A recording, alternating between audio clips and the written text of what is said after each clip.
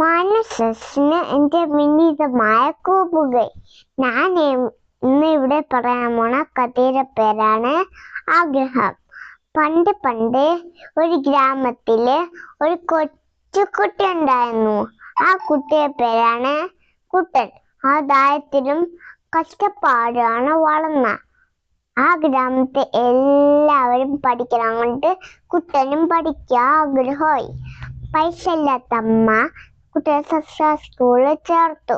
അവിടെ ചെന്നപ്പോഴോ എല്ലാവർക്കും പുതിയ ബാഗ്, പുതിയ പെൻസില്, പുതിയ ബുക്ക്, പുതിയ ചെരുപ്പ് ഇതൊക്കെ കണ്ട് കുട്ടന് വിഷമമായി. ആ ക്ലാസ്സിന് കുട്ടനൊരു ഫ്രണ്ടിനെ കിട്ടിയ. ആ ഫ്രണ്ടിന്റെ പേരാണ് ബാബു. കുട്ടൻ ബാബുടുത്ത് ചോദിച്ചു, നിന്റെ വീട് കുഞ്ഞാണോ വലിയതാണോ? അപ്പൊ ബാബു പറഞ്ഞു, എൻ്റെ വീട് വലിയ കൊട്ടാരം പോലത്തെ വീടെന്ന്. അപ്പൊ കുട്ട ആശ്ചര്യപ്പെട്ടു. കൊട്ടാരം പോലത്തെ വീടോ? എനിക്കും ഒന്ന് കാണിച്ചു തരാമോ? വീടൊക്കെ ചുറ്റിക്കണ്ട് വെളിയിൽ ഇറങ്ങിയപ്പോഴാ അവിടെ ഒരു കൊച്ചുകൂട്. ആ കൊച്ചുകുട്ടിയുടെ അകത്തോ ഒരു കൊച്ചു പട്ടിക്കുട്ടി. ആ പട്ടിക്കുട്ടിയുടെ ഫ്രണ്ടിലോ ഒരു പാത്രം. ആ പാത്രത്തിന്റെ അകത്തോ നിറയെ ഫുഡ്. ഇതൊക്കെ കണ്ട് കൊതിയോടെ സങ്കടം വിട്ട് കുട്ടൻ തിരികെ വീട്ടിലോട്ട് പോയി. അടുത്ത ദിവസം ടീച്ചർ ചോദിച്ചു, നിങ്ങക്ക് പച്ച എന്താവാനാണ് ആഗ്രഹമെന്ന്.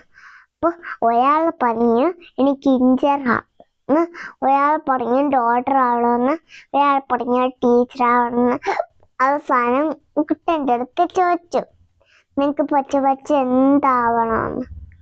അപ്പൊ കുട്ടൻ പറഞ്ഞു, എനിക്ക് എഞ്ചിനീയറും ആവണ്ട, ഡോക്ടറും ആവണ്ട, ടീച്ചറും ആവണ്ട, എനിക്ക് ഒന്നും ആവണ്ട, എനിക്ക് ബാബുവിന്റെ വീട്ടിലുള്ള പട്ടിയായാൽ മതി. ഇത് കേട്ട് എല്ലാവരും ചിരിക്കാൻ തുടങ്ങി. ടീച്ചർ ചോദിച്ചു, നീ എന്തുണ്ടാ അങ്ങനെ പറഞ്ഞെന്ന്. കുട്ടൻ പറഞ്ഞു, ബാബുവിന്റെ വീട്ടിലുള്ള പട്ടിക്ക് നിറയെ ഫുഡ് ഇട്ടുണ്ട്, എനിക്കത് കിട്ടല്ല. ഇതൊക്കെ കണ്ട് എല്ലാവർക്കും വിഷമമായി. പഠിക്കാൻ കുട്ടനെ സഹായിച്ചു കൊടുത്തു. കുട്ടൻ പച്ച വലിയ ആളായി.